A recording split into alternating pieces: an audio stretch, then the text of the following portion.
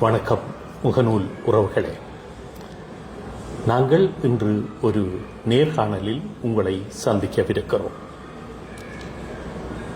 இங்கு டொரண்டோவில் வாழ்ந்து கொண்டிருக்கின்ற கல்விமான் ஒருவரை இன்று நான் நேரடியாக நேர்காணல் செய்யவிருக்கிறேன்.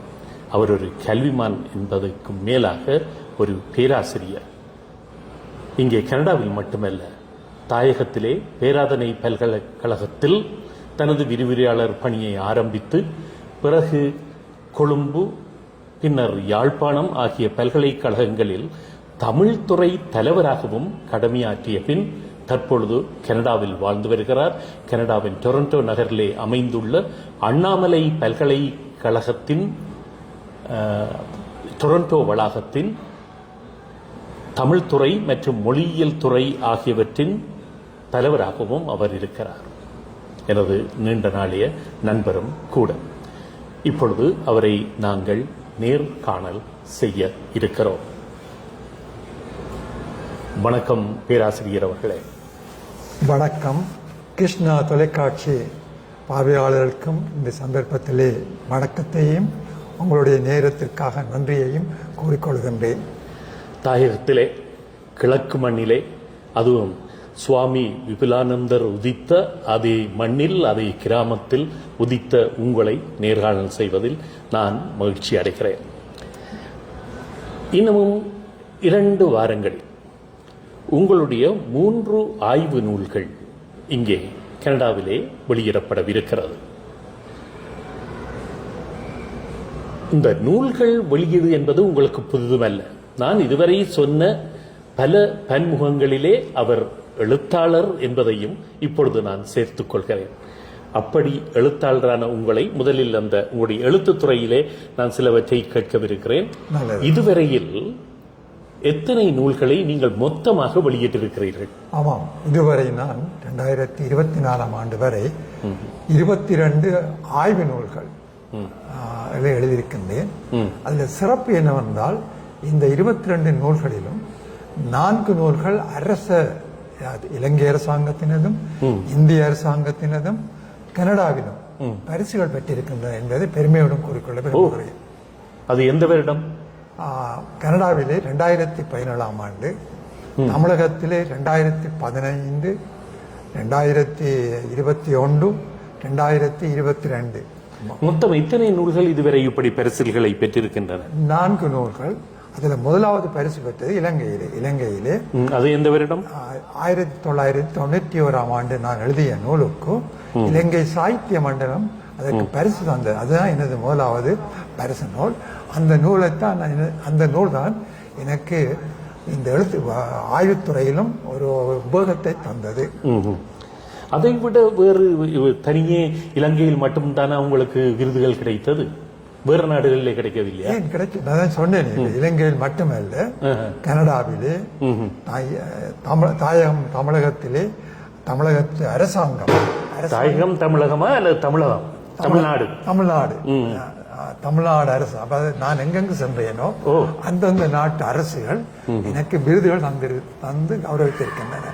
இதற்கு மேலாக நான் இங்கிலாந்திலும் இருந்திருக்கின்றேன்.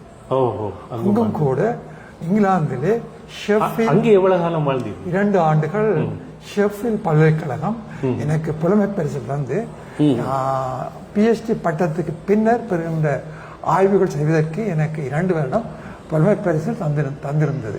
எனவே நான் செல்லுமிடமெல்லாம் எனது பெயரையும் எனது சாதனையையும் நிலைநாட்டிக் கொண்டே வந்திருக்கின்றேன் என்பதில் எனக்கு பெருமை. தொடர்ந்து உங்கள் பணியை இன்று வரை செய்து கொண்டிருக்கிறேன். இன்று வரையும் செய்து கொண்டிருக்கின்றேன்.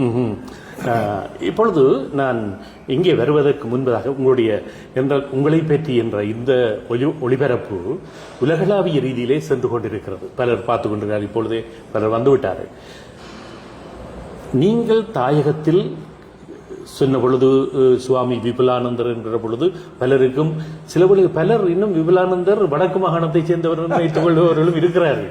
ஆகவே நீங்கள் அங்கே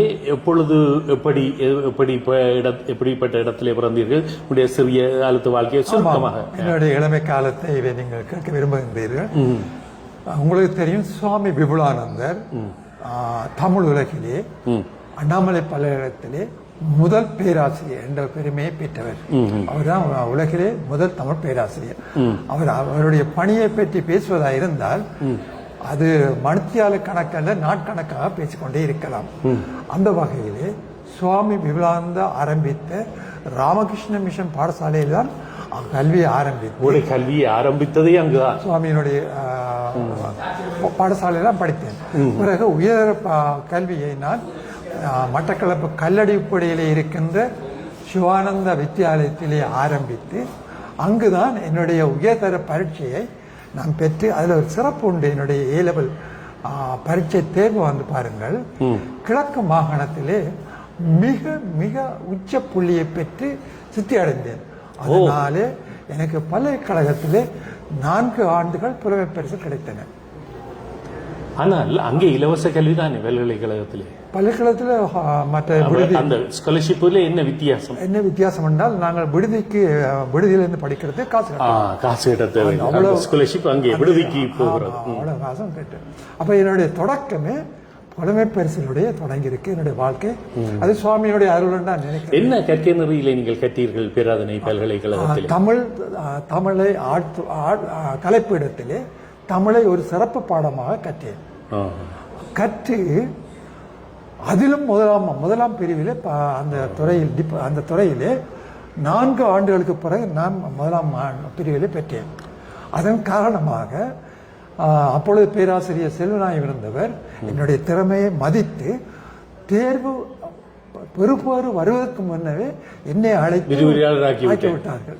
சரி, அவர்களுக்கு தெரியும், அவர்களான எக்ஸாமினர் தேர்வாளர்கள், அவர்களுக்கு தெரியும் என்னுடைய திறமை எப்படி. அது ஒரு பெருமை எனக்கு. பாருங்கள், அது வரைக்கும் கிடைப்பதில்லை. தேர்வு வந்து பரீட்சை முடிய வந்த பிற்பாடுதான் ஒரு நியமனம் கொடுப்பார்கள். இதை அழைத்து பல்கலைக்கழகத்துக்கு அவர் சிபாரிசு செய்து எனக்கு அங்குள்ள செனட் என்னை நியமிக்கிறது பாருங்கள். அந்த வகையில் எனக்கு சிறப்பு. சரி, பேராதனை பல்கலைக்கழகத்தில் இருந்து அங்கே தொடர்ந்து எங்கெல்லாம் பணியாற்றினீர்கள்? ஆமா, பேராதனை பல்கலைக்கழகத்தில் நான் அப்படி தற்காலிக விரிவுரையாக தான் இருந்தேன். அதே நேரத்திலே மாணவராக வெளிக்கிடுகின்ற பொழுது முதல் ஆரம்பம் அப்படித்தான் இருக்க போகிறது. ஆமாம். பிறகு கொழும்பு பல்கலைக்கழகத்தில் விளம்பரம் செய்தார்கள் வேணுமான். அப்பொழுது பேராசிரியர் சதாசிவம் அங்கே இருந்தார். அவர் என்னுடைய திறமையை அறிந்தவர். அவர்கிட்ட முதலாம் ஆண்டு படித்தனார். அவர் என்னுடைய திறமையை அறிந்து என்னைத்தான் அடுக்க வேண்டும் என்ற விருப்போடு அவர் என்னை அங்கே தேர்ந்தெடுத்தார். பல்கலைக்கழகத்தில் தேர்ந்தெடுத்தது மட்டுமில்லாமல் உங்களை அங்குள்ள தமிழ் துறைக்கு தலைவராக்கியும் விட்டார். அவர் போகின்ற பொழுது என்னை தலைவராக்கி விட்டு தான் சென்றார். அவர் தான் முதல் தலைவராக இருந்தார். தன்னுடைய இடத்துக்கு தன்னுடைய மாணவனையே ஒரு இடத்துக்கு. அது ஒரு சிறப்பு எனக்கு. என்னுடைய வாழ்க்கையில வந்து இறைவன் தந்த அருள் போன இடமெல்லாம் சிறப்பாக இருந்திருக்கின்றது. கொழும்பு பல்கலைக்கழகத்தில் சொல்ல வேண்டும், அது ஒரு சிங்கள பல்கலைக்கழகம். தமிழ் மாணவர்கள் எண்ணிக்கை குறைவு. அங்கே சிங்கள மாணவர்களுக்கும் தமிழ் மாணவருக்கும் பொதுவாக உள்ள மாணவர் ஆலோசகராக என்னை வைஸ் சான்சலர் நியமிக்கின்றார். எனக்கு சிங்களம் நன்றாக பேச தெரியும். அந்த அடிப்படையில் அவர்கள் ஆனபடியினால் கொழும்பு பல்கலைக்கழகத்திலே எனக்கு நிரம்ப செல்வாக்கு இருந்தது. ஆனால் துரஷ்டவசமாக 83ஆம் ஆண்டு கலவரத்தில் நான் அந்த பல்கலைக்கழகத்தை விட்டு யாழ்ப்பாண பல்கலைக்கழகத்துக்கு செல்ல வேண்டி வந்தது. சரி, துணைவேந்தரே என்னை அனுப்பி வைத்தார். அந்த வகையில் இடம் மாறுவது கஷ்டமான வேலை. என்னுடைய அவருடைய இந்த போராட்டம். திருமணம் செய்து விட்டீர்களா? ஆமா, எனக்கு ஒரு குழந்தை 7 வயதில் இருந்தார். அப்ப வீடு வாசல் எல்லாம் இழந்து எரிக்கப்பட்டு முழுக்க எரிக்கப்பட்டு துணைவேந்தர் வீட்டில் 13 நாட்கள் அவர் என்னை வைத்திருந்தார். துணைவேந்தர் எப்படி இருந்தார்? அவர் தப்பி துணைவேந்தரும் அவர் சிங்கள ஆள் தானே. துணைவேந்தர் சிங்கள.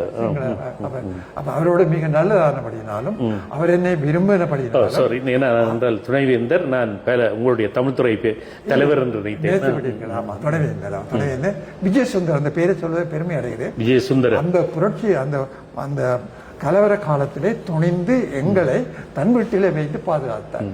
அது ஒரு சரி. அதன் பின்னர் யாழ்ப்பாண பல்கலைக்கழகத்தில் அங்க போன உடனே பேராசிரியர் வித்யானந்தர் இருந்தார். என்னுடைய பணிகள் அத்தனைக்கு அவர் பக்க துணையா இருந்தார். என்ன பணி என்று கேட்டால் தலைவராக்கினார், துறை தலைவராக்கினார். ஏற்கனவே துறை தலைவராகத்தான் இருந்தீர்கள் கொழும்பிலே. பிறகு அங்கு இன்னொரு சிறப்பு, யாழ்ப்பாண பல்கலைக்கழகத்தில் அப்ப நான் இருந்தோடு 4 பீடங்கள் இருந்தன. 4 பீடங்களுடைய தலைமை மாணவர் ஆலோசகராக என்னை அவர் நியமித்தார். அதுவும் ஒரு சிறப்பு எனக்கு. சரிதானே. அது மட்டுமல்ல யாழ்ப்பாண பல்கலைக்கழகத்திலே காத்தவராய நாடகம், சத்தியவான் சாவித்திரி நாடகம், இந்த இசை நாடகங்களை அந்த கிழக்கு மாகாணத்தவர்களுக்கு இந்த பழைய நாட்டு கூத்துக்கள் எல்லாம் இங்கே பார்த்தேன். பல அவருடைய கிழக்கு மாகாண நிகழ்வுகளுக்கு சென்றிருக்கிறேன். அங்கே நிச்சயம் ஒரு நிகழ்வு அது இருக்கும், கூத்தாக இருக்கும். நான் பிரதான பல்கலைக்கழகத்தில் படிக்கின்ற பொழுதும் அவர் இயக்கிய பாலிவதம் என்ற நாடகத்திலே அனுமார் வேடம் போட்டு நடித்தனார். ஊரிலேயும் நான் நடித்திருக்கின்றேன், ஆடி இருக்க நடிப்பல்ல ஆடி இருக்கின்றேன், வாலிபதிலையும் நடித்திருக்கின்றேன். சரியாக சொன்னீர்கள், நடிக்கவில்லை, ஆடி இருக்கிறேன் என்றால் கூத்து என்பது ஆடு கூத்தாடுவார்கள், கூத்தாடி. சரி, அதுபோல என்னுடைய திறமையை எவ்வாறு நான் பேராசிரியர் வித்யாந்தனிடம் பயிற்சி பெற்றேனோ அதே பயிற்சியை நான் யாழ்ப்பாண பல்கலைக்கழகத்திலே செய்து பெயர் பெற்றேன். சரி, இப்பொழுது யாழ்ப்பாண பல்கலைக்கழகத்தில் ஓகே, இந்த கொழும்பு பல்கலைக்கழகத்திலோ யாழ்ப்பாண பல்கலைக்கழகத்திலோ இருந்த பொழுது எத்தனை நூல்களை எழுதினீர்கள்? யாழ்ப்பாண பல்கலைக்கழகத்தில் இருக்கும்போது கொழும்பு பல்கலைக்கழகத்தில் இருக்கின்ற பொழுது என்னுடைய ஆய்வுக் கட்டுரை இருக்காங்க, முனையப்பட்ட ஆய்வுக் கட்டுரை, அதை முதலாவது நூலாக வெளியிட்டேன். ஆய்வு நூலாக வெளியிட்டேன். அதெல்லாம் எனக்கு ஒரு தூண்டுதலை தான். அதாவது உங்களுக்கு பேராசிரியர் பட்டம் பெறுவதற்கு செய்த ஆய்வு, முனைவர் பட்டம் பெறுவதற்கு செய்த அந்த பட்டத்தை என்னுடைய வீட்டுக்கு அதையே நூலாக்கி விட்டீர்கள்? நான் ஆக்கவில்லை, சொல்லுங்க. அது கொழும்பிலே நடைபெற்ற இந்து உலக இந்து மாநாட்டுக்கு சென்னையிலிருந்து பேராசிரியர் சுப்பிரமணியம், அவருடைய நண்பர், அவர் பேராசிரியர் சுப்பிரமணியம், அவர் அங்கே தலைவராக இருந்தார் தமிழ் ஆராய்ச்சி நிறுவனத்துக்கு. அவர் என்னுடைய வீட்டுக்கு வந்தார். வீட்டுக்கு வந்த பொழுது என்னுடைய ஆய்வு நூல் அங்கே இருந்தது. பாலாவினுடைய ஆய்வு நூலை தாரன்னு பார்த்த உடனே, பாலா இந்த நூலை நான் கொண்டு போகிறேன் என்றார். ஆய்வோடு நான் கொண்டு போய் உமக்கு நூலாக அனுப்புகிறேன் என்று அவர்தான் கொண்டு போய் தண்ட செலவில் அந்த நூலை வெளியிட்டார். சரி, உங்கள் பேரில் தான் வெளியிட்டார். இங்கே பலர் இந்தியாவிலே இப்பொழுதெல்லாம் பாருங்கள், லட்சக்கணக்கு நஷ்டஈடு கோரி எல்லாம் வழக்கு தாக்கல் செய்கிறார்கள். தங்களுடைய கதையை எல்லாம் கொண்டே அந்த நூல் வெளியீடு தான் என்னை தமிழ் உலகத்துக்கு அறிமுகப்படுத்தி நாட்டுப்புற துறையில முதலாவது, இலங்கையில முதலாவது PhD-யும் அந்த நாட்டுப்புற துறையை முதலா பல்கலைக்கழகத்திலே தொடக்கியவன் என்ற பெருமையும் எனக்கு உண்டு. அது மட்டும் ஒன்றை சொல்ல வேண்டும், யாழ்ப்பாணத்திலே நான் நாட்டுப்புறவியல் கழகம் ஒன்றை கழகத்தை உருவாக்கி அங்கு புலமை பரிசுக்குரிய நிதியத்தையும் வைத்துவிட்டு நான் வந்தேன். அந்த வகையிலேயும் எனக்கு நான் சென்ற இடமெல்லாம் கால் பதித்தே வந்திருக்கின்றேன். சரிதானே? அதுக்கு நிதியம் எப்படி கிடைத்ததுன்னு நீங்க கேட்கலாம். என்னுடைய அந்த நாடகத்தை, வாலிபதை நாடகத்தை யாழ்ப்பாணம், கொழும்பு, வன்னி, திருகோணமலை ஆகிய இடங்களில் கொண்டு மேடையேற்றினேன். இதே அறிந்த ரூபவாகினி கூட்டுத்தாபனம், தலைவரப்ப கூட்டுத்தாபனம் அறிந்து எங்களை அழைத்து அப்போது விக்கினேஸ்வரர் அவர்கள் பொறுப்பாக இருந்தார். அவர்தான் எங்களை அழைத்து அதனை 2 மணித்தியாலத்துக்கு பதிவு செய்து மட்டுமல்ல, போட்டி 40,000 ரூபாய் எங்களுக்கு தந்தார். விக்னேஸ்வரன் உண்மையிலேயே இப்படியான கலைஞர்களை, நாட்டுக்கூத்து கலைஞர்களை, யாழ்ப்பாணத்தில் இருக்கின்றவர்கள் எல்லோரையும் அறிமுகம் செய்து வல்லவர். அதே நேரத்தில் இங்கும் எனக்கு என்னென்றால் அவரை பற்றி நன்றாக தெரியும் என்றால், நானும் அவரும் ஒரு அறையிலே ஒரே ரூமிலே வாழ்ந்தவர்கள். நல்ல மனிதர், நல்ல அறிவும் இருக்கிறது. ஆனால் இந்த நிறைவுடன் தழும்பாது என்பதை போல கணக்கு கதைக்க மாட்டேன். அதனால அவர் ரொம்ப விஷயங்களை செய்யக்கூடிய அந்த 40,000 ரூபாயை கொண்டு யாழ்ப்பாண பல்கலை கொடுத்தோம். புலமை பரிசு உண்டாக்கும் எங்களுடைய பெயரால் உங்களுக்கு தரப்பட்ட அந்த பணத்தை கொண்டு போய் அங்கே கொடுத்து ஒரு நாட்டுப்புற நாட்டாவளைக்க கழகத்தை உருவாக்கி அதனூடாக சிறந்த நாட்டுப்புறவியல்ல சிறந்த மாணவருக்கு புலமை பரிசு கொடுப்பதற்கு ஒழுங்கு செய்திருந்தோம். அது இப்ப நடந்து கொண்டிருக்கிறது. அப்ப அந்த புலமை பரிசுக்கு 2 பேர், ஒன்று விக்னேஸ்வரன், ஒன்று நீங்கள் 2 பேரும் என்றால் அவர் தந்ததை நீங்கள் போக்கர்களை போட்டு கொண்டு போயிருக்கலாம் தான். மாணவர்களாக பகிர்ந்து கொண்டு போயிருக்கலாம். மாணவர்கள் சொன்னார்கள், சரி நாங்கள் இப்படி செய்வோம், அது செய்தோம். மாணவர்களுக்கும் சந்தோஷம். அப்பொழுது நல்ல உள்ளம் கொண்ட ஒரு மனிதரை நான் இங்கே பேட்டி காண்பதில் மகிழ்ச்சி அடைகிறேன். சரி, அங்கே யாழ்ப்பாணத்தில் இருந்து இங்கே வந்தீர்கள், கனடாவிலே. இங்கே அண்ணாமலை பல்கலைக்கழகம் தனது வளாகம் ஒன்றை திறப்பதற்கு முன்வந்து திறந்த பொழுது நீங்கள் அப்பொழுதே இணைந்து விட்டீர்கள் இல்லையா? அது பற்றி சொல்ல வேண்டும். கனடாவிலே அப்பொழுது மனோன்மணியின் சுந்தரனா பல்கலைக்கழகம் ஒன்றை கனடா தமிழீழ சங்கம் இயக்கிக் கொண்டிருந்தது. அதனுடைய உருவாக்கத்தில் 1999 அதில் நானும் பங்கு பெற்றிருந்தேன். தமிழ் துறைக்கும் பொறுப்பாயிருந்தேன். பின்னர் அதற்கு முதல் அப்ப மனோன்மணியம் சுந்தர் அந்த பல்கலைக்கழக வளாகத்துக்கும் இங்கே தமிழ் துறை பேராசிரியராக இருந்து படித்துக் கொண்டிருந்தேன். அதே வேளையில் இந்த அண்ணாமலை கனடா வளாகம் தொடங்குவதற்குரிய ஏற்பாடுகளை அதனுடைய உரிமையாளர் செய்திருந்தார்கள். இந்தியாவில் இருந்து இங்கே தமிழகத்தில் நம்ம கனடாவில் உரிமையாளர் தமிழ்நாட்டில் தானே இருக்கிறார் பல்கலைக்கழகம். ஆனால் இங்க நடக்கிற இந்த கனடா வளாகத்தினோட பொறுப்பு வந்து அப்பொழுது அண்ணாமலை பல்கலைக்கழகம் முதல்ல ஆரம்பிக்கப்பட்டு விட்டது. ஆமாம், 1927 தொடங்கி விட்டது. இங்கே அங்கே இல்ல, நான் சொல்றது இங்கே 2005ஆம் ஆண்டு 2005ஆம் ஆண்டு நான் 99 உரிமையாளர் சொல்ல பாருங்கள். 99 தொடக்கம் 2005 வரையும் மனோன்மணியம் சுந்தரா பல்கலைக்கழகம் இங்கே இயங்கியது.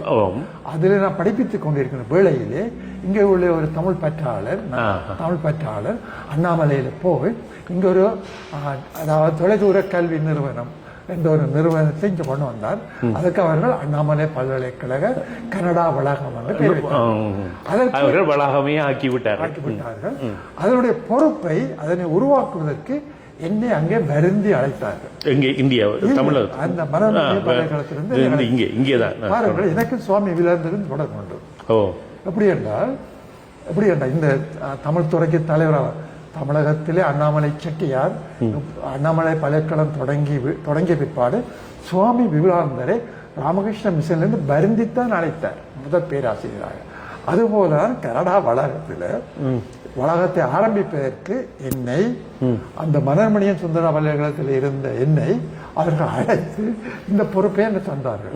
18 வருடமாக 2006-5 18 வருடமாக நான் அதை நடத்தி கொண்டு வருகின்றேன்.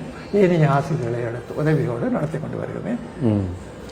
ஒவ்வொரு வருடம் பல நூற்றுக்கணக்கான மாணவர் தமிழ் ஒரு பாடம் இருக்கிறது, நடனம் இருக்கிறது, இசை நெறிகள் இருக்கிறது, தமிழ் நெறி, மொழியல் துறை இருக்கிறது, நடனத்துறை இருக்கிறது, இசைத்துறை இருக்கிறது, எல்லாம் தமிழ் மொழி மூலமான யோகா இருக்கிறது, யோகாவும் இருக்கிறது.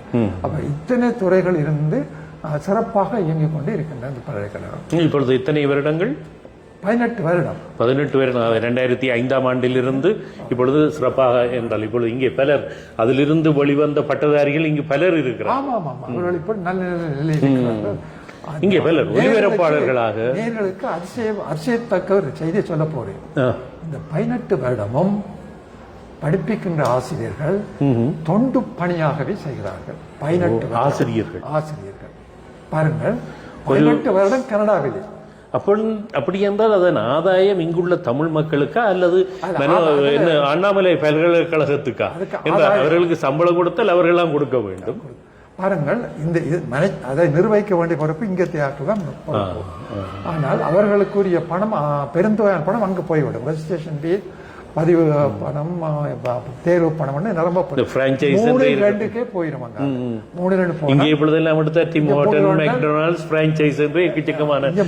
என்றால் அந்த நிர்வாக கட்டமைப்பு, கட்டிடம், செலவுக்கு போகும். எனவே நாங்கள் நிர்வாகத்தை அறிந்து கொண்டு நிதி கேட்டதே கிடையாது. நிதி கேட்டது, ஊக்குவிப்பு பணம் கேட்டது கிடையாது. சரிதான். நாங்கள் மகிழ்ச்சியோடு அப்பொழுது நீங்கள் 2005ஆம் ஆண்டில் ஆரம்பித்த இந்த அண்ணாமலை பல்கலைக்கழக இந்த வளாகத்துக்கான நிதி எதுவும் அங்கிருந்து சதம் கூட பெறப்படவில்லை. இல்லை, நாங்கள் தமிழகத்தில் இருந்து நாங்கள் தான் மாணவருடைய இங்கிருந்து அனுப்புகிறீர்கள். எங்களுக்கு என்ன பொறுத்தவரையில் என்னுடைய சொல்லை கேட்டுத்தான் இனி ஆசிரியர் வந்திருக்கு, எனக்காக தான் வந்திருக்கான்னு சொல்லுவாங்க. வந்தப்புறம் அவர்கள் அந்த பணியை ஒரு சிவ தொண்டாக, கல்வி பணியாக செய்து கொண்டு வருகிறார். மன மகிழ்ச்சியோடு. உங்களுடைய புன்முறுவல் இதனால் தானே நானே கூட மயங்கி உங்களின் நண்பனாக இருக்கிறேன். பாருங்கள், 18 வருஷம் கனடாவில் ஊதியம் இல்லாமல் ஒருவர் பணி செய்கிறார் என்றால் அது ஒரு சாதனை தான். ஆனால் அவர்கள் 18 வருஷமும் தொடர்ந்து பணியாற்றுகிறார்களா அல்லது மாறி மாறி? நான் 18 வருஷமா இருக்கின்றேன். என்னோடு சரி, உங்களுக்கும் வேதனம் இல்லை, இவருக்குமே வேதனம் இல்லை. சரிதானே? அதை இந்த மக்கள் அறிய வேண்டும். நான் சொல்வதை பெருமைப்படுகின்றோம். இவருமே இந்த வேதனம் பெறுவதில்லை. அவர்கள் அத்தனை ஆசிரியர்களை நான் தான் அழைத்தேன். எனக்காக வந்தார்கள். வந்த பிற்பாடு அவர்களுக்கு இதுல தொண்டு பணி செய்வோம் என்ற ஆர்வத்தை ஏற்படுத்தி. சரி, அப்ப இந்த அண்ணாமலை பல்கலைக்கழக கனடா வளாகத்தில் பயின்ற மாணவர்கள் யாராவது இப்பொழுது அதிலே பேராசிரியர்களாக இருக்கிறார்களா? அதில் என்னையும் திருவாளர் விரிவுரையாளர்களாக 2 பேரை தவிர மற்ற 8-10 பேர் எங்களிடம் படித்த மாணவர்கள். PhD செய்திருக்கிறார்கள், MA செய்திருக்கிறார்கள், பட்டப்படி. உங்கள் பல்கலைக்கழகத்தின் மூலமா PhD-யும் இதுவரையில ஒரு பட்டம் பெற்றிருக்கிறார். இப்பொழுது நான் அப்போ இது ஒரு முழுமையான பல்கலைக்கழக வளாகமாக இயங்கிக் கொண்டிருக்கிறது. இங்குள்ள வர்த்தக பிரமுகர்கள் எங்களோடு சேர்ந்து உதவி செய்வார்கள். இதனை மேலே நாங்கள் விரிவடைய உலக புகழ் பெற்ற ஒரு எங்களுக்கு பாருங்கள், Canada, America, England, France, Australia, England, இந்த நாடுகளில் இருந்து மாணவர்கள் இங்கே படிக்கிறார்கள். இல்லை, அதைத்தான் இப்பொழுது நான் கேட்க வந்து நீங்கள் அதற்கு சொல்லிவிட்டீர்கள். அப்படி என்றால் இங்கே ஸ்டூடெண்ட் விசா எடுப்பதற்கு அந்த அனுமதியை ஒரு இங்கே உள்ள இமிகிரேஷனோ அல்லது அங்குள்ள இலங்கை என்று வைத்துக் கொள்வோமே, அங்குள்ள எம்பசி ஏற்றுக்கொள்ளக்கூடிய ஒரு தகுதி உள்ள ஒரு வளாகமாக உங்களுடைய வளாகம் இருக்கிறதா? நல்ல கேள்வி கேட்டீர்கள். 18ஆம் அதாவது இந்த கொரோனா 20ஆம் ஆண்டு கொரோனா இல்லையா, அதுவரையும் எங்களோட அமெரிக்கா மாணவர் மட்டும்தான் படித்தார்கள், வந்து படிப்பார்கள். அதன் பிற்பாடு நேரடி வகுப்புகள் நடந்தன. கொரோனாவுக்கு பிற்பாடு நாங்கள் இந்த புலன வழியாக, சரி, இணைய வழியாகத்தான் இப்பொழுது படித்துக் கொண்டிருக்கிறோம். அதனாலதான் கிழக்கு முதல் மேற்கு வரை மாணவர்கள் படிக்கின்றார்கள். சரியா? இந்த கொரோனா வந்ததிலே அதுவும் ஒரு பெரிய நன்மை இல்லையா?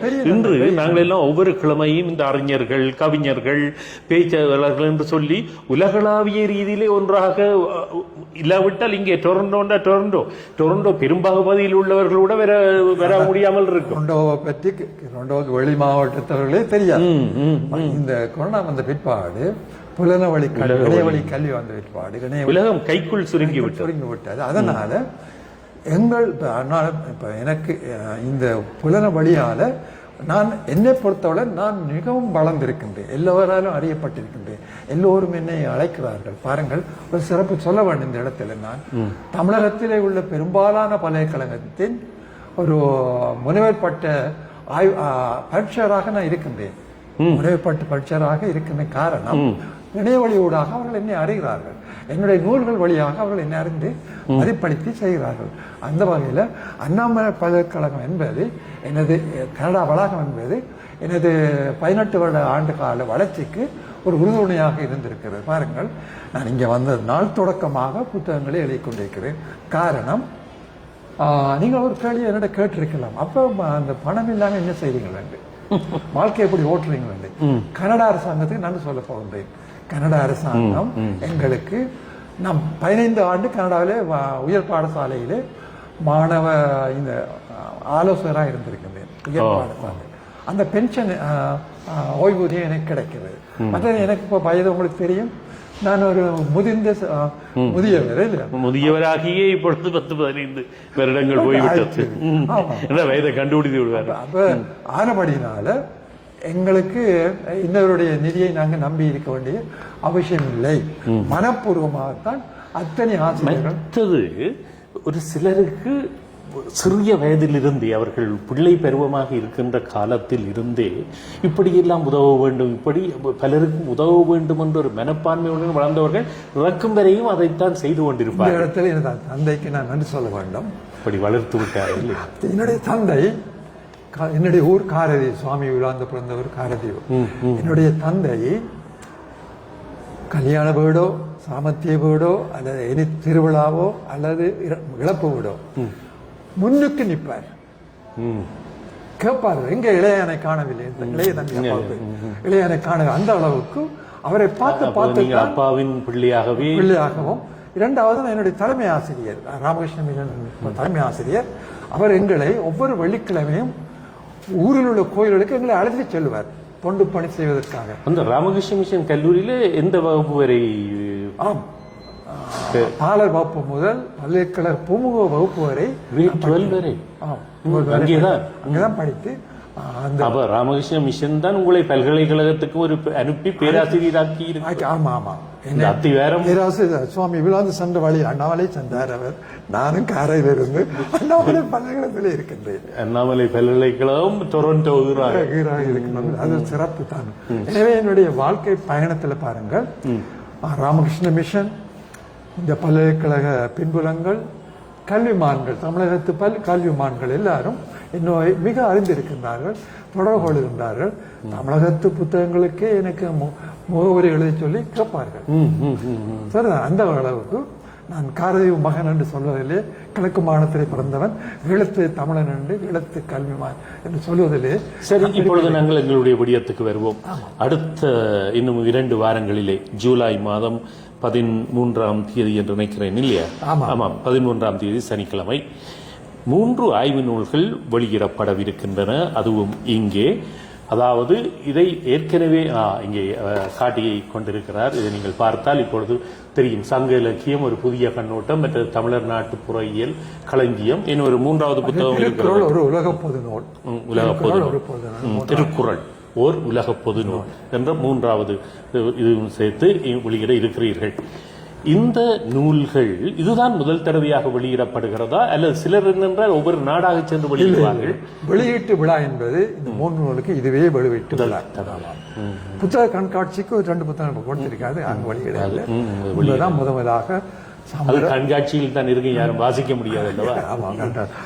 அந்த வகையில 3 நூல்கள் வெளியிடுகின்றேன். இந்த 3 நூல்களும் பரிசு பெற்ற தமிழகத்திலே 2 நூல்கள் அரசாங்க பரிசு பெற்றது. எப்படி வெளியிட முன்னம் பரிசு பெற்றது? ஆம், அதாவது நல்ல கேள்வி.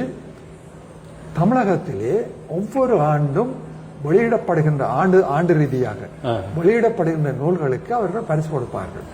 அந்த வெளியீட்டு அறிவித்தல் முதலில் பார்ப்பவர்கள் இந்த நூல்களை தமிழகத்தில் வெளியிடுகின்ற பதிப்பகங்கள் பார்க்கும். பதிப்பகங்கள் என்ன செய்யும் என்றால் தங்களுடைய நூல்களை அனுப்புவார்கள். நாங்கள் வெளியிட்ட நூல்களை, நீங்கள் இந்த பதிப்புக்கு கொடுத்த நூல்களை அவர்கள் அனுப்புவார்கள். அனுப்பின உடனே அவர்கள் அந்த ஆயிரக்கணக்கில் நூல் கிடைக்கும். அவர்கள் ஒரு 100 நூலையோ அல்ல 50 நூல் இல்லை, அவர்களும் தங்களுக்கு பார்த்து நல்ல நூல், இது ஒரு தகுதியா ஒரு பரிசு பெறக்கூடிய நூல் என்று நேர்பாடுதான் தெரிவு செய்து அந்த நூலை 10 அறிஞர்களுக்கு அனுப்புவார். 10 தேர்வாளருக்கு அனுப்பி அவர்களுடைய ரெக்கமெண்டேஷன் தருவார்கள். பெரிய ப்ராசஸ், சும்மா பெருசா இல்லை. ஒவ்வொரு ஆயிரக்கணக்கில் நூல் போகும். அதுக்குள்ள நூற்றுக்கணக்கான சில திரைப்படங்கள் வெளியிடப்படுவதற்கு முன்பதாகவே சர்வதேச விருதுகளை தட்டிக் கொள்கின்றனவே, அதை போன்றதுதான் இது. அப்படி கொள்ளலாம். ஏன்னா அந்த அவையால் விழாவுக்கு அனுப்பி கொள்வார்கள். ஆனால் திரைப்படம் அதுக்கு பிறகுதான் வெளியில வேற. அந்த வகையில் பாருங்கள், நான் ஒரு இலங்கை தமிழன். இந்த நிகழ்ச்சியை பல வெளிநாட்டு தமிழர்கள் சிறப்பாக ஈழத்திலும் தமிழகத்திலும் இதை பார்த்து கொண்டிருப்பார்கள். நான் பேசுவது அவர்களுக்கு புரிந்திருக்கும்படி. எனவே இந்த நூல் 3க்கும் பரிசு கிடைத்தது என்றால் ஒரு 30-40 பேராசிரியர்கள் எனது நூலை மதிப்பீடு செய்து தான் அவர்கள் சிபாரிசு செய்திருப்பார் அரசாங்கத்துக்கு, இந்த நூலுக்கு நீங்க பரிசு கொடுக்கலாம். எந்த ஆண்டு வரை யாழ்ப்பாண பல்கலைக்கழகத்திலே கடமையாற்றினீர்கள்? 1994, அந்த 1994 வரையும் இருந்தேன். யாழ்ப்பாண 10 ஆண்டுகள், 84-94. அங்கே இனக்கலவரம் முடிந்து. ஆகவே அந்த 10 வருடங்கள் அங்கே 94 வரை கல்வி கற்ற யாழ் பல்கலைக்கழக மாணவர்களுக்கு உங்களை தெரிந்திருக்கும். இப்பொழுது பார்ப்பார்களோ, இவர் பேராசிரியர் பாலசுந்தரம் அவர்களா இது என்றால் அப்பொழுதெல்லாம் கண்ட நேரம் தலையிலே எல்லாம் முடி நன்றாக இருந்திருக்கும். இப்பொழுது கம்பீரமா இருந்தேன், இன்றும் கம்பீரம் தான். ஆனா முகத்தை பார்த்தவுடன் இப்பொழுது கண்டுபிடிச்சுவார்களோ, பேராசிரியர் இப்பொழுது இப்படி எல்லாம் அதுக்கு பிறகு எல்லாம் அவர்களுக்கு தெரியாம இருந்திருக்கு. இந்த மாதம் 13ஆம் தேதி தொடக்கம் 23ஆம் தேதி வரை நான் பாரிஸிலும் ஜெர்மனியிலும் இருந்தேன். அங்கே அவர்கள் என்னை அழைத்திருந்தார்கள். இங்கிருந்து அவர்கள் நடத்திய இந்த கலை நிகழ்ச்சி என்பது கலைத்துறையிலே பட்டம் பெற்ற மாணவர்கள், சங்கீதம், நடனம், வீணை, மிருதங்கம், வயலின் போன்ற துறைகளிலே பயிற்றுவித்த ஆசிரியர்களுக்கும் அதில் உயர் பட்டங்கள் பெற்ற மாணவர்களுக்கும் மதிப்பளிக்கின்ற நிகழ்ச்சி நடைபெற்றது. அதை பட்டமளிப்பு விழான்னா சொல்லணும். அங்கு போய் வந்திருந்தேன். அப்பொழுது பல யாழ்ப்பாண பல்கலைக்கழக மாணவர்கள் என்னை சந்தித்தார்கள். அது எனக்கு பெரிய சந்தோஷத்தை அளித்தது. உங்களிடம் பயின்ற மாணவர்களும் வந்திருப்பார்கள். என்னுடைய மாணவர்கள், உங்களிடம் பயின்ற மாணவர்கள். சரி, இப்பொழுது இதிலே நீங்கள் காட்டினீர்கள் 2 புத்தகம். முதலிலே சங்க இலக்கியம் ஒரு புதிய கண்ணோட்டம். இந்த நூலை பற்றி சிறிது ஒரு சிறிய உரை அடக்கம் ஒரு நிமிடத்துக்கு கொடுக்க முடியும்?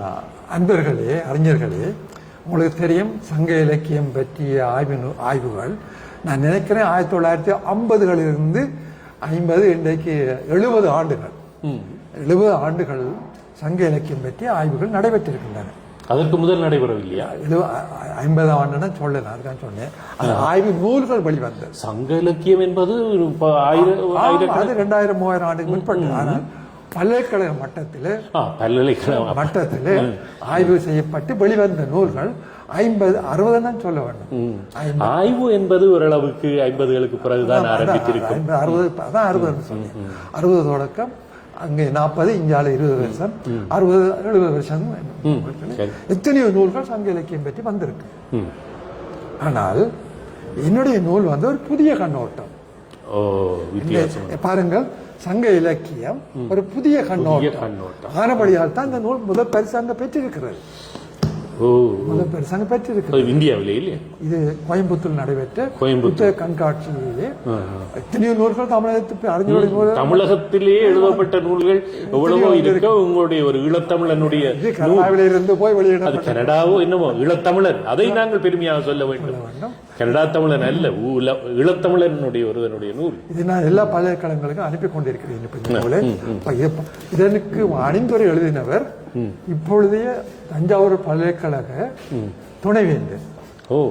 துணைவேந்தர் அவர் எழுதியிருக்கிறார். அவர் என்ன எழுதியிருக்கிறார் என்றால், இந்த புத்தகம் பல்கலைக்கழக பட்ட படிப்பு மாணவர்கள், முதுகலை பயிற்சி பெறுகின்ற மாணவர்கள், பேராசிரியர்கள் அனைவரும் படிக்க வேண்டிய ஒரு நூல் என்ற முன்னோரை குறிப்பிட்டிருக்கின்றார். சரி, அடுத்த நூல் தமிழர் நாட்டுப்புற இயல் களஞ்சியம். தமிழர் நாட்டுப்புற இயல் களஞ்சியம். இது எதை பற்றியது? ஆமாம், இது மாடு என்ன இது என்ன காளை ஜல்லிக்கட்டு. ஜல்லிக்கட்டு பாருங்கள், ஜல்லிக்கட்டு இருக்கின்றது, ஜல்லிக்கட்டு இருக்கின்றது, கும்மி இருக்கின்றது, பறை காட்சி இருக்கின்றது, காவடி ஆட்டம் இருக்கின்றது, இந்த பறை இருக்கின்றது, மற்ற பொய்க்கால் நடனம் நாட்டுப்புற கலைகள் பற்றிய படம் அதில் போட்டிருக்கிறேன். சரி, இந்த புத்தகம் என்னத்தை பற்றி பாருங்கள். இந்த புத்தகம் தான் எங்களுடைய இப்பொழுதெல்லாம் நாங்கள் யோசிப்போம், தமிழர் நாட்டுப்புற இயல் இவற்றை பற்றி எல்லாம் இப்படி என்ன எழுதுறதுக்கு கிடக்குன்னு சொல்லி இந்த மொத்தத்தில் எழுதி இருக்கிறீர்கள். எத்தனை பக்கம் இது? 400 பக்கத்துக்கு மேலே எழுதுற அளவுக்கு உங்களிடம் விடயம் இருந்திருக்கிறது. 410 பக்கம். இதற்கு மேலும் எழுதியிருக்கலாம். ஆனால் கூட வேண்டாம், பிறகு வாசிக்க. இந்த புத்தகம் 500 பக்கம், 500க்கு மேற்பட்ட பக்கம், 532 பக்கம் இந்த புத்தகம். என்ன ஏன்னா நிரம்ப எழுதணும். அப்ப அதுல இருக்கு விஷயங்கள். சின்ன சின்ன புத்தகம் எழுதி 50 புத்தகம் 60 புத்தகம் எழுதுன்னு சொல்ற கணக்கு எனக்கு இல்லை. இப்பொழுதெல்லாம் இங்கே போனால், நீங்கள் சாமான் வாங்க போனால், ஒரு மோல்ல போனால் எல்லாம் அங்கே இருக்கக்கூடிய ஒரு கடையைத்தான் தேடி போகிறோம். என்றால் ஒவ்வொரு சாமானுக்கும் ஒவ்வொரு இடம் போய் வாங்கி கொள்ள இந்த காலத்திலே எல்லாம் நேரமும் இல்லை. இது அதே போன்று நீங்களும் தேவையான எல்லாத்தையும் ஒரே புத்தகத்திலேயே எழுதி அங்கே இங்கே 10 நூலை 20 நூலை வாங்கி அதுல ஆய்வு அல்ல ஒரு தேடல் படிக்கின்ற மாணவர்களுக்கு தேடல் இல்லாமல் ஒரே நூலிலேயே நூலகம் சொல்லலாம். ஏனென்றால் நூற்றுக்கணக்கான நூல்களை படித்த பிற்பாடுதான். மற்றது நீங்கள் ஒரு பல்கலைக்கழக மாணவராக இருந்தவர், பல்கலைக்கழக விரிவுரையாளராக இருந்தவர், அதன் பிறகு பேராசிரியராக ஒரு அந்த தமிழ் துறைக்கே தலைவராகவும் இருந்தவர். உங்களுக்கு தெரியும் எது தேவை. நீங்கள் எவ்வளவு தூரம் அந்த காலத்தில் இப்பொழுது போன்று இந்த மின் கணனிகள் எதுவும் இல்லை, தேடல்களுக்கு எதுவும் இல்லை. எவ்வளவோ கஷ்டப்பட்டு எங்கெல்லாம் போய் ஆய்வு செய்து எங்க போய் தேடுறதுன்றே தெரியாமல் இருந்த ஒரு காலம். இந்த காலத்தில் நீங்கள் படித்த பொழுது எவ்வளவு தூரம் கஷ்டப்பட்டிருப்பீர்கள் இந்த தேடல்களுக்கு. அதை இப்பொழுதுள்ள மாணவர்கள் இலகுவாக செய்ய வேண்டும் என்பதற்காக ஒன்றிலேயே வழிகாட்டியாக நெறிப்படுத்தி இருக்கின்றேன். பாருங்கள், இந்த நாட்டுப்புறவியல் என்பது தனியே சிலாக்கள் நாட்டுப்புறம் கிராமம் இல்லை. அதாவது இன்று நாங்கள் எல்லா விழாக்களும் கொண்டாடுகிறோம். எல்லா விடுமுறைகளிலும் விரதங்கள் பிடிக்கின்றோம், கூத்துக்கள் கனடாவிலே ஆடுகிறோம். சரியா? கிராமத்தில் வாழ்ந்த போல நகரத்திலும் வாழ்ந்து கொண்டிருக்கிறோம். எனவே ஒரு நாட்டினுடைய நடைமுறை வாழ்க்கை, இயற்கை வாழ்க்கை, ஒரு குழந்தை பிறந்த முதல் இறக்கின்ற வரை அவனுடைய வாழ்க்கையிலே என்னென்ன நிகழ்வு வருகிறது என்பதை எடுத்து காட்டுகிற நூல் தான் இது. இதுதான் எங்களுடைய வாழ்க்கையினுடைய ஆணி வேரை, எங்களுடைய பண்பாட்டினுடைய ஆணி வேரை அறிவதற்குரிய ஒரு துறைதான், ஆய்வுத்துறை தான் நாட்டுப்புற இயல். அது வழங்கிக் கொள்ள வேண்டும். நாட்டுப்புற நாட்டு பாடல் மட்டும் நினைக்கக்கூடாது. நாட்டுப்புற பாடல் இருக்கும், நாட்டுப்புற கதைகள் இருக்கும், கூத்து பாடல் இருக்கும், சிந்துவும் ஆகும், வழிபாட்டு பாடல் இருக்கும், மந்திர பாடல்கள் இருக்கும், எத்தனையோ மற்றது சாஸ்திரங்கள் இருக்கும். நம்முடைய வாழ்வியல் பற்றி அறிகின்ற ஒரு துறை தான் நாட்டுப்புறவியல். அந்த துறையிலே ஈழத்திலே முதல் காலடி வைத்தவர் பாலசுந்தரம் தான். அந்த பெருமை எனக்கு உண்டு. அது மட்டுமல்லாமல் இல்லை, இந்த துறையிலே கால் பதித்த முதல் ஈழத்தவனா அல்லது ஈழத்திலே நீங்கள் முதல் கால் பதித்தீர்கள்? ஈழத்திலே முதலாக இந்த துறையை தொடங்கியவர் நான் தான். சரி, அதுக்கு துணையா இருந்த என்னை இந்த இதுல ஈடுபட அது ஈழத்தவன் என்பதற்கு நீங்கள் முதலாவது. சரி, அப்ப இதை ஈடுபட செய்தவர்கள் வித்யானந்த், பிரயாச வித்யானந்தன், புரோச கைலாசபதி, சதாசிவம், 3 பேராசிரியர்கள். என்னுடைய துறை, என்னுடைய ஈடுபாடு புரிந்தவர்கள் மூவரும் உண்மையிலேயே ஒரு பெரிய எங்களுக்கு கிடைத்த ஒரு பெரிய பொக்கிஷங்கள். ஏனென்றால் பலரை நான் பேட்டி கண்டிருக்கிறேன், நான் வானொலிக்கும் பேட்டி கண்டிருக்கிறேன். இதற்கும் அவர்களெல்லாம் இவர்களுடைய பேர், இந்த 3 பேருடைய பேர் அடிக்கடி வரும். அவர்கள் இப்படியெல்லாம், இவர்கள்லாம் நாங்கள் இப்படி வருவதற்கு காரணம் என்று எத்தனையோ பேர். உண்மையிலேயே நாங்கள் உயிருடன் இருக்கும்பொழுது இறந்ததுக்கு பிறகு கூட இப்படி யாராவது சொல்வார்களா இருந்தால் அதை போன்ற ஒரு பேரு, அது வாழ்நாளில் இறந்தது பிறகு சொல்கின்ற அது ஒரு பேரு உண்மையிலேயே இல்லையா? இப்பொழுது தமிழகத்திலே பல்கலைக்கழகத்திலே முதுநிலை, அதாவது PhD இந்த மாணவர்கள் என்னுடைய நூல்களை மேற்கோள் காட்டுகிறார்கள். மேற்கோள் காட்டும் அளவுக்கு வளர்ந்திருக்கிறீர்கள். அவர் எனக்கு முன்னால் இருக்கிறார் என்பதில் எனக்கும் பெருமையா இருக்கிறது. சரி, இந்த புத்தகங்களை 14ஆம் தேதி வெளியிட இருக்கிறது. இதுதான் முதல் வெளியீடு. இப்பொழுது இதை நிகழ்ச்சி இது உலகளாவிய ரீதியிலே யாரும் பார்க்கலாம். வேறு நாட்டில் இருப்பவர்கள் இந்த நூல்களை பெற்றுக்கொள்ள வேண்டுமானால் எப்படி பெற்றுக்கொள்ள முடியும்? அல்லது உங்களுக்கு வேறு நாடுகளிலும் சென்று வெளியிடுகின்ற நோக்கம் இருக்கிறதா? எனக்கு அப்படியே நோக்கம் இல்லை, நிச்சயமா இல்லை. யாராவது கேட்டால் வரவேற்கப்படும். இங்கிலாந்து, ஐரோப்பா போன்ற நாடுகள், அமெரிக்கா போன்ற நாடுகள் கேட்டால் போவாங்க. சரிதான், போகக்கூடிய வாய்ப்புகள் இருக்கும். ஆனால் அன்பர்களே, இந்த புத்தகங்களை நீங்கள் பெற்றுக்கொள்ளலாம். எங்கெங்க இருந்து உங்களுடன் அதை நீங்கள், அதாவது ஆஸ்திரேலியா இருந்தாலும் சரி, இங்கிலாந்தில் இருந்தாலும் சரி பெற்றுக்கொள்ளலாம். எவ்வாறு என்றால், இந்த நூல்களை வெளியிடுபவர் மணிமேகலை பிரசுரம், சென்னையில இருக்கின்ற மணிமேகலை பிரசுரம், ரவி தமிழ்வாணன் தான் அது பதிப்பாசிரியர். புகழ்பெற்ற நூலகம், அது பதிப்பகம் இல்லையா? அவரை தொடர்பு கொண்டால் அவரே உங்களுக்கு அனுப்பி வைப்பார். சரியா? அப்படி இல்லை என்றால் என்னோட நீங்கள் தொடர்பு கொள்ளலாம். என்னுடைய பேர், என்னுடைய முகவரி, இணையதள, அதாவது என்னுடைய மின்னஞ்சல் முகவரி சொல்லுகின்றேன். Balasundaram, BALASUNDARAM for Edward, Balasundaram @yahoo.com என்ற இணையதள தொடர்பு கொண்டீர்கள் என்றால் அந்த புத்தகத்தை நான் உங்களோட முகவரிக்கு அனுப்பி வைப்பேன். தொடர்பு கொள்ளலாம் நீங்கள். சரிதானே? அல்லது நீங்கள் தமிழகத்தை பாலசுந்தரம் yahoo.com அனுப்பினீங்கன்னா அந்த புத்தகம் எங்கே பெறலாம். அது நீங்கள் இணையதளத்தில் போய் மணிமேகலை பிரசுரம் அடித்தீங்கன்னா அவர் புத்தகங்கள். சரி, நான் இந்த பேட்டி முடிந்ததன் பின்னர் என்னுடைய இந்த பேட்டிக்கு கீழேயே அது பதிவிட்டு விடுகிறேன் உங்களுடைய முகவரியை. அப்படி என்றால் பிற யாரும் தொடர்பு கொள்ள வேண்டியவர்கள் மின்னஞ்சல் மூலமாக தொடர்பு கொள்ளலாம்.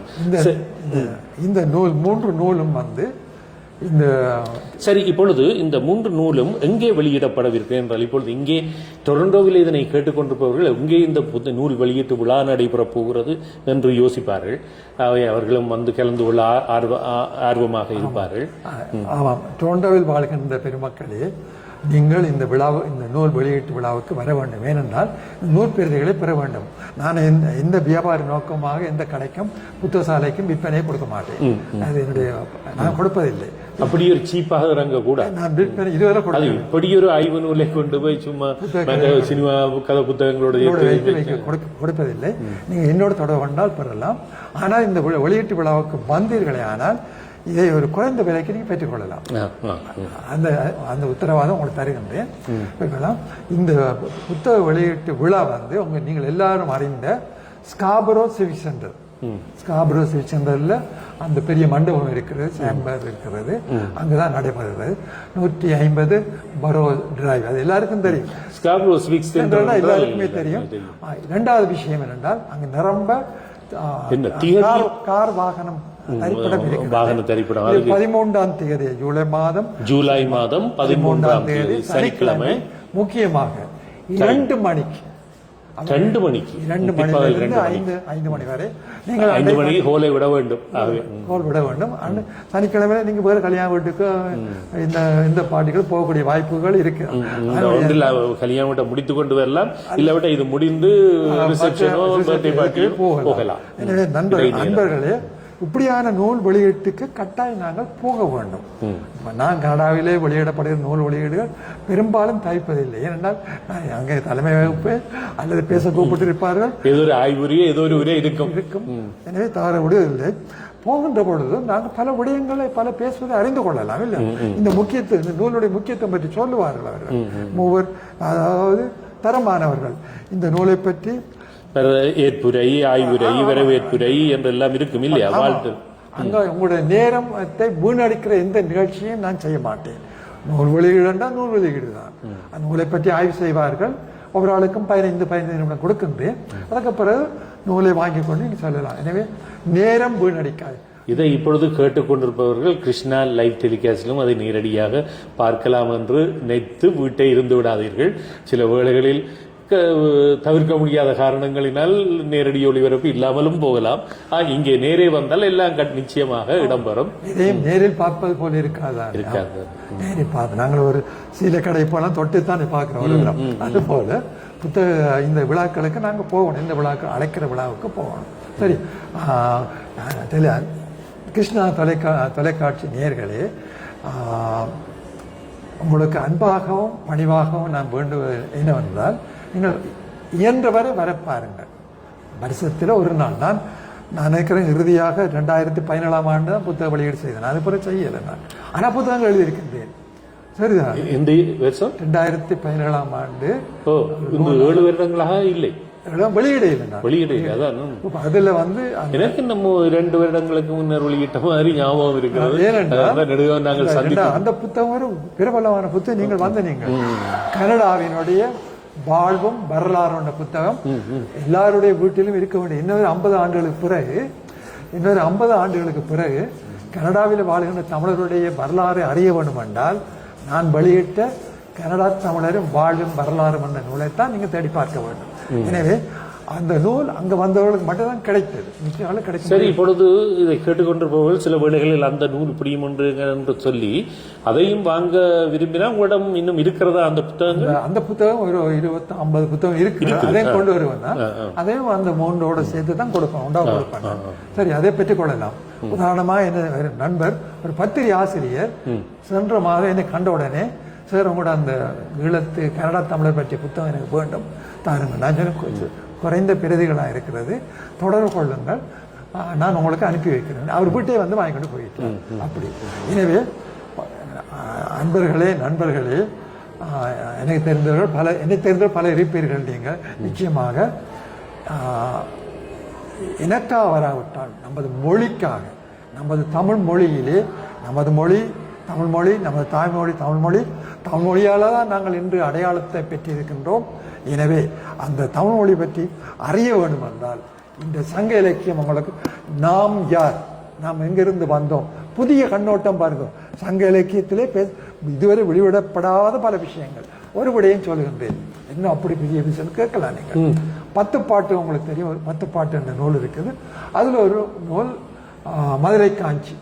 மதுரை காஞ்சியை நீங்க படித்தீர்கள் என்றால், மதுரை காஞ்சி காஞ்சி என்ற ஒரு நூல். அது வந்து தலையாலங்கானத்து செருவென்ற பாண்டியன் நெடுஞ்செழியனை தலைவனாக கொண்ட ஒரு நூல்.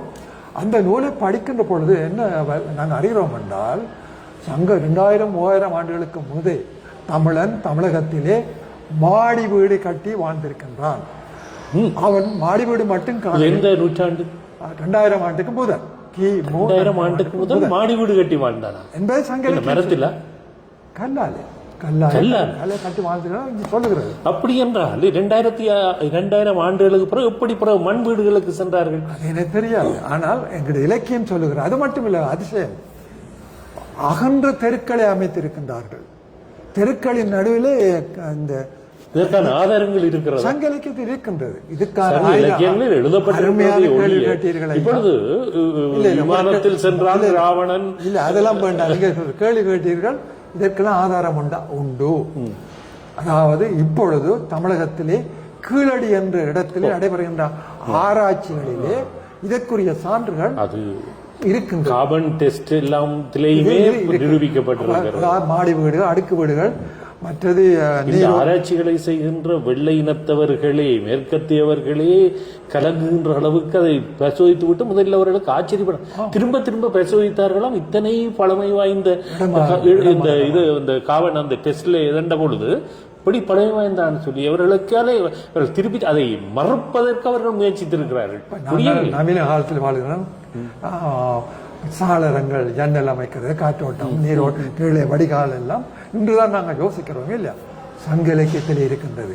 ஏன் எங்களுடைய சிந்து வழி நாகரிகத்தில் இந்த அமைப்பெல்லாம் இருந்திருக்கிறது. இல்லை, சாளரங்கள் என்று வாயால் சொல்லுவோம். அது சிறிய சாளரமாக எங்களோட ஊர்ல முந்தி கோட்டையில் இருக்க ஒரு சின்ன ஏழல் போன மாதிரி அப்படி இருந்திருக்கலாம். ஆனால் நீங்கள் இப்போ சொல்றீர்கள் மாடி வீடு கட்டி கல்லிலே மாடி வீடு கட்டியவர்கள் முற்றத்திலே இருந்திருக்கும். நிலாமுற்றம் இருந்து எல்லாம் இலக்கியத்திலே இருக்கிறது. என்னுடைய நூலை படித்து பாருங்கள். படித்து பார்த்த பிற்பாடு வந்து என்ன கேளுங்க, அது எந்த நூலில் இருக்கிறது? இந்த சங்க இலக்கியம் ஒரு புதிய கண்ணோட்டம் என்ற நூல் பாருங்க. ஆனபடியத்தான் முதல் பரிசு தந்திருக்கிறார்கள். பாருங்கள், முதல் பரிசு தந்த என்ன சொல்றீங்களா? நீங்கள் என்னை கொண்டு மூலையில கோணர்ல வைத்து ஒரு அடி அடித்தீர்கள், அதனால் தான் பரிசு தந்திருக்கிறார்கள். அது மட்டுமல்ல, 2015ஆம் ஆண்டு தமிழர் பண்பாடு ஒரு புதிய நோக்கு, அதுவும் புதிய நோக்கு தான். ஆனபடியால் தான் முதல் பரிசு தந்தார்கள். என்ன நோக்கம் அதில் எழுதியிருக்கிறது பார்த்து, அதுல நோக்கம் என்னென்றால், தமிழர்கள் எங்களுடைய இந்து மகாசமுத்திரம் சொல்லப்படுகின்ற இன்று சொல்லப்படுகின்ற அந்த இடத்திலே இருந்த குமரி கண்டத்திலே இருந்து வந்தவர்கள் தான் தமிழர்கள் என்ற கருத்தை ஆணித்தரமாக நான் நிறுவியிருந்தேன் புத்தகத்தில். இந்த புத்தகத்தில் அந்த புத்தகத்தில் சரிதான். இப்பொழுது எழுதி கொண்டிருக்க புத்தகம் என்னவென்றால்,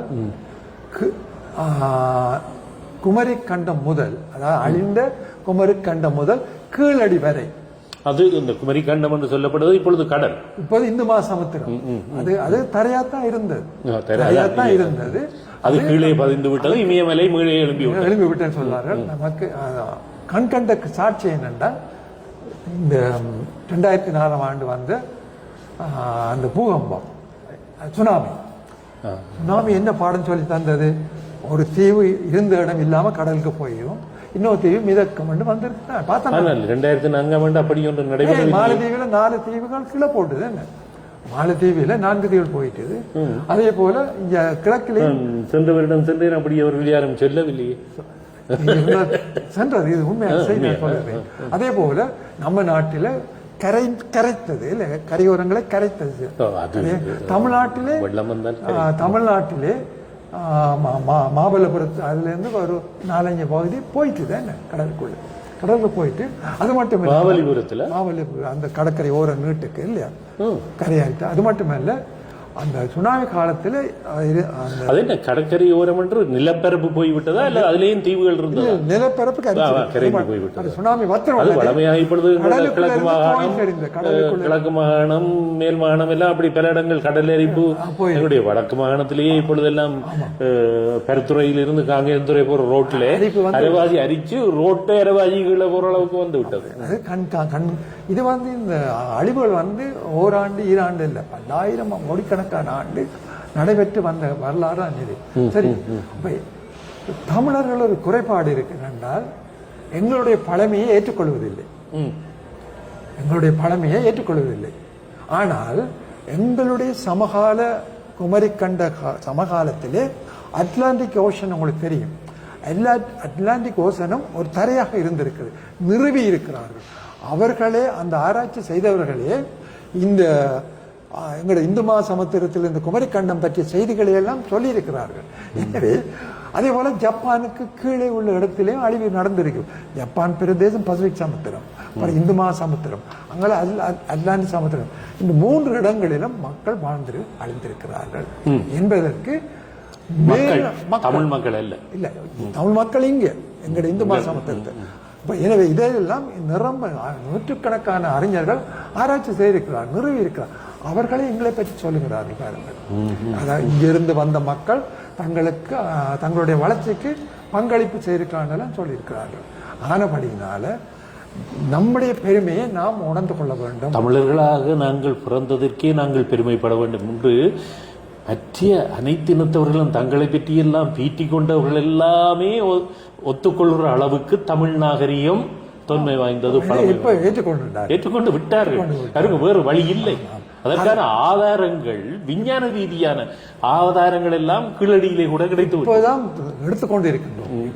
பாருங்கள், ஈழத்திலே என்ன நடந்தது? நாங்கள் எங்களுடைய தொன்மை வரலாற்றை ஆராய்ந்த பொழுது ஈழத்திலும் எடுக்கிறார்கள் எலும்புக்கூடு. எங்களுடைய தமிழர்களை முதல் செய்தார்கள், எங்களை தோண்ட விடவில்லை.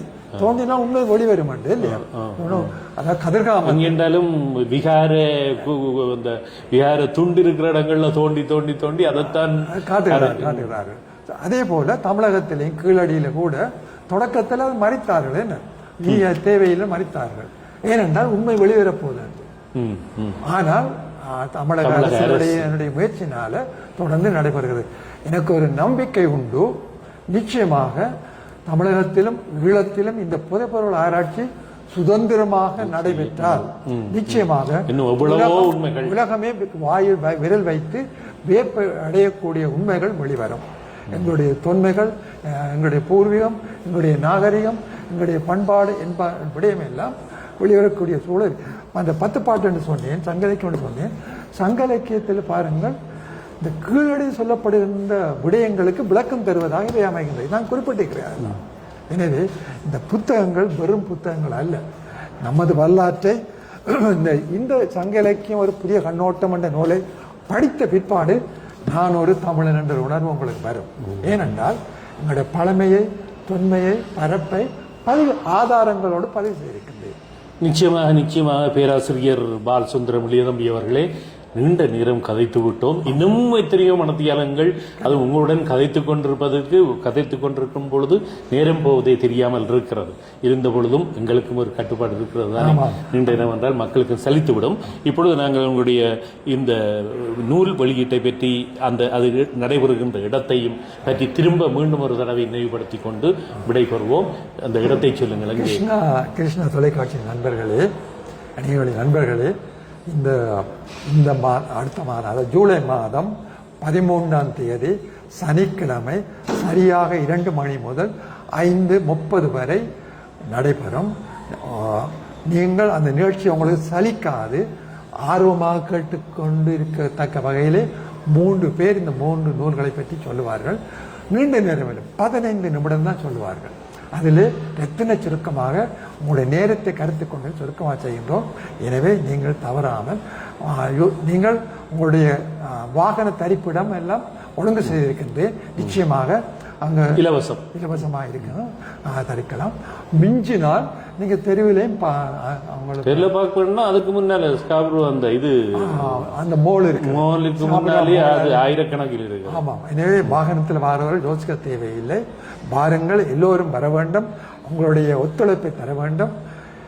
இது எங்களுடைய பண்பாட்டை சொல்லுகின்ற ஒரு நூல். அவற்றை நாங்கள் வாங்க வேண்டும், வாங்கி பிள்ளைகளுக்கு காட்ட வேண்டும் என்ற உணர்வு உங்களுக்கு வர வேண்டும். சரிதானே? அந்த வகையில் நீங்கள் எல்லோரும் வர வேண்டும் என்று கேட்டுக்கொண்டு இந்த புத்தக வெளியீடு பற்றி ஒரு முன்னோட்டமாக இதை நடத்திய உங்களுக்கு நீண்டகால நண்பர் அவர். நான் நினைக்கின்ற அவரோட நட்பு எனக்கு 1996-97 தான் எனக்கு அறிமுகம். வானொலி ஆரம்பித்த அதாவது சிடிபிசி ரேடியோ ஆரம்பித்த காலத்திலிருந்து எங்களுக்கு கிருஷ்ணலிங்கம் பற்றி அவருடைய குரலை கணீர் என்ற குரலை கேட்காத தமிழர் இங்கே இருக்க முடியாது. அவருடைய இந்த இணையதளத்திலே நீங்கள் இதை பார்க்க போகிறீர்கள். இதை பார்த்த பிற்பாடு கட்டாயம் நீங்கள் வர வேண்டும் என்று விரும்புகின்றேன். நன்றி, வணக்கம். உங்களுக்கு நேயர் சார்பில் உங்களுக்கும் இந்த நன்றியை தெரிவித்துக் கொள்கின்றேன். நன்றி பேராசிரியர் அவர்களே. இதுவரையில் இந்த நேர்காணலை கேட்டீர்கள். நீங்கள் யோசித்திருக்கலாம், ஆரம்பத்திலே அவரை பற்றிய அறிமுகத்தை கொடுத்திருந்தேன், இருந்தாலும் இடையிலே வந்து புகுந்தவர்களுக்கு யாருடன் இவர் பேசிக் கொண்டிருக்கிறார் என்று. ஒரு பேராசிரியர், அவர் தாயகத்தில் மட்டுமல்ல, இலங்கையிலே, கொழும்பிலே மற்றும் யாழ்ப்பாணத்திலே பல்கலைக்கழகங்களிலே பேராசிரியராக தமிழ்துறை தலைவராக இருந்தவர். இப்பொழுது இங்கே கனடாவிலே அண்ணாமலை பல்கலைக்கழகத்தின் கனடா வளாகத்தின் தமிழ் துறை, மொழியியல் துறை தலைவராகவும் கடமையாற்றிக் கொண்டிருக்கிற பேராசிரியர் பாலசுந்தரம் அவர்கள், பல்கலைக்கழக பேராசிரியர்.